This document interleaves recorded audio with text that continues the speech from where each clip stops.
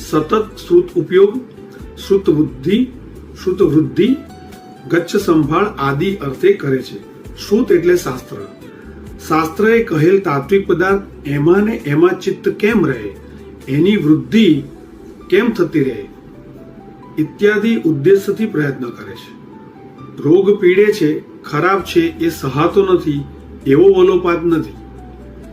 જે જનરલી આપણે સંસારમાં કોઈ પણ આજીવિકા માટે કે સંસારમાં કોઈ પણ જેને આપણે ડિપ્રેશન, ટેન્શન, દુઃખ, પ્રોબ્લેમ, વ્યાધિ, અકળામણ, ચિંતા આ બધી જે આપણે સંસારમાં ભોગવીએ છીએ તેવી જ એમને પણ આવતી હોય, કારણ કે છે બધા છદ્મસ્ત, રાઈટ? કોઈ પરમાત્મા તો બની નથી, કોઈ કેવળ જ્ઞાની છે નહીં. તો ખાલી જે આપણી દ્રષ્ટિ છે, આપણી અને સંન્યાસીની દ્રષ્ટિ, સાધુ ભગવાનની દ્રષ્ટિમાં તફાવત છે. આપણે